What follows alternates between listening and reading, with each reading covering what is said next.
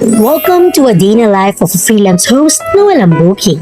Unang ginawa ni Joy sa umaga ay patayin ang camera ang sinetup niya naman talaga. Maaga kaming gumising para simulan ng araw at dahil may camera, magpapanggap muna siya na ito yung daily routine niya. Struggling pa nga sa pagtutupi ng kumot, halatang hindi naman talaga ginagawa araw-araw. Diyos me, 10 minutes yung video clip niya at finally after ilang cut, natupi niya na rin kahit hindi pantay. Kaso ayun, natulog pa nga. And after maging caterpillar ay bumaba na ang butterfly.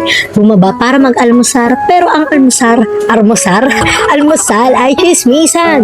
May bagong pulutan sa kusina ni Mami, ang pulutang walang inuman. Yes, after chismis, sakit ulit. Patay mali siya, kunyari hindi niya sinetap yung camera. Chill lang yung galawang kasi nga walang booking, kaya i-book nyo na yan. Busog na sa chika, kaya aakyat na. Binibining mahinhinang galawan, dalagang Pilipina. Habang umaakyat, ay bigla siya nakaisip ng gagawin. Pero bago yun, papatunayan niyo muna sa inyong malinis siya sa katawan. Yes po, naliligo pa naman po si Host Jai paminsan-minsan. Wisik-wisik nga lang. Fast feed lang talaga naman nagmamadali dahil may pupuntahan at hindi mawawala ang kunyaring gulat dahil sobrang liwanag tas umot-imot sa malikabok na kalsada. And after 20 years, no, nakarating na kami sa O-Save para mamili. At syempre mabilis ang transition lang, pauwi na kami. Smile pa siya dyan, no, after mawasak sa nagastos.